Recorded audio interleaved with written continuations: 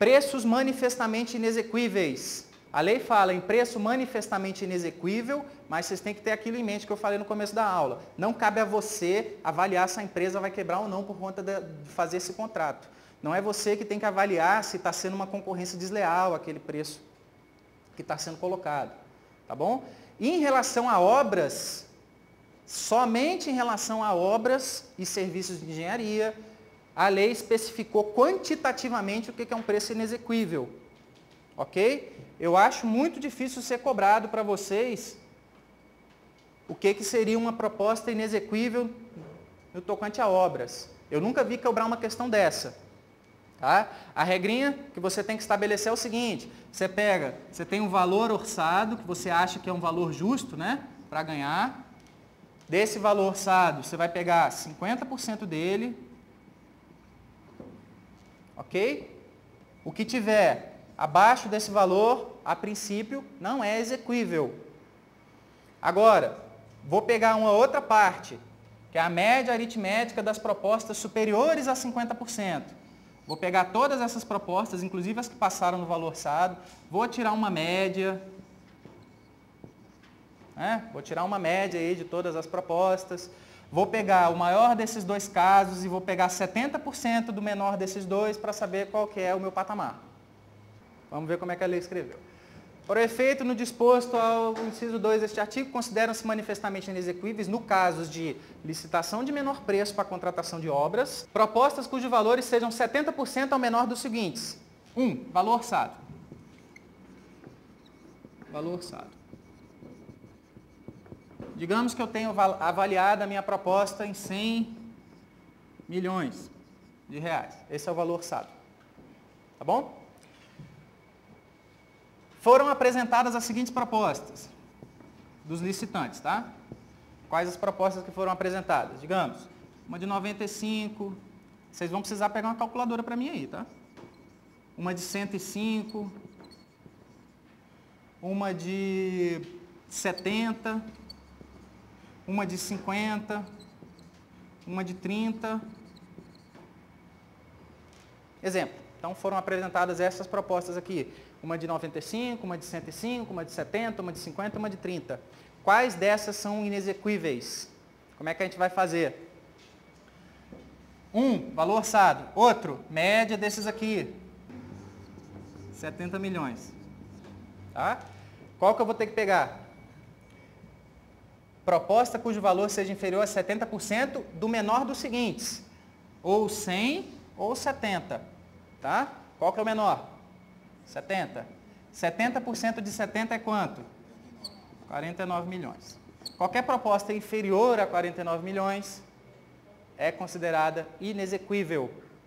Entendeu? Então, nesse caso aqui, por exemplo, a de 30 não pode ganhar a licitação. Ela é inexequível diante das propostas que foram apresentadas. Tá bom? Essa aqui também é inexequível. Por quê? Porque ela é maior do que o valor do orçamento. Ok? Mas ela tem que entrar na hora de computar, tá, gente? Na hora de computar. Inexequível é o que tiver abaixo de 49 milhões, tá? Agora, no parágrafo 2º, ele falou assim, olha, se a proposta estiver entre 70% e 80% desse mínimo aqui, quanto que é 80% aqui? 56 milhões, né? Nesse caso aqui, quem que ganhou a licitação? A de 50, não foi? Ok? A proposta de 50 está entre 70% e 80% do valor médio aqui. Certo? Estando entre 70% e 80% do valor médio, o que eu vou fazer? Eu vou exigir uma garantia adicional. Tá bom? Então, essa proposta aqui significa um alerta. É isso que está dizendo esse parágrafo 2º aí. Se a proposta for acima dos 70%, mas for abaixo dos 80%, então, para eu poder tocar esse cara e fazer esse cara ganhar a licitação, eu tenho que exigir uma garantia adicional. Isso aqui não é uma prerrogativa, tá? Isso aqui não é uma faculdade.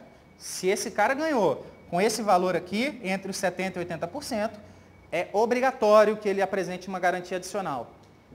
Então, o que vocês têm que levar em mente, ter em mente, como é que eu acho que isso poderia ser cobrado numa prova? Primeiro, deve ser desclassificada a proposta que não atende à exigência, a proposta que tenha preço global unitário simbólico, a proposta que seja superior ao limite estabelecido ou a proposta inexequível. Ok? Depois, vocês vão pegar e ler isso aqui. Em relação às obras e serviços de engenharia, a lei estabeleceu um critério quantitativo para você avaliar se é inexequível ou não. Tá? Então, com base nas propostas, você vai saber se há execuibilidade ou não em cima dos valores que foram apresentados. Ok? Eu acho que é assim que talvez poderia cair na prova, não com um exemplo prático. Mas agora vocês já sabem fazer os dois. Mas e o que a gente vai fazer com a nossa licitação se for todo mundo desabilitado? O que a gente vai fazer com a nossa licitação se depois de alguns terem sido habilitados, todas as propostas foram desclassificadas? O que a gente vai fazer? A gente pode dar prazo de até 8 dias para as pessoas corrigirem as propostas. Tá? Mas e se as pessoas não corrigirem as propostas? Aí é caso, por exemplo, de dispensa, tá? De você atribuir o objeto a alguém diretamente. Tá? Mas a regra é o seguinte, se todo mundo for desclassificado, ou se todos forem desabilitados, você tem a prerrogativa de dar um prazo de até 8 dias úteis para as pessoas corrigirem as falhas que apresentaram. Se elas corrigiram as falhas, beleza, você continua com o certame licitatório. Tá? Pergunta, eu acho muito difícil também ser cobrado em prova. Você deu 8 dias, pode entrar gente nova?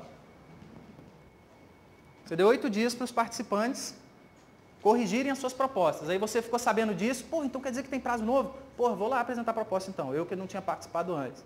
Posso? Não pode, tá? Não pode. Não pode. Isso aí é uma regra de cunho institucional. Tá? Isso não está escrito em lugar nenhum, mas você não pode, assim, isso é decorrente de um princípio.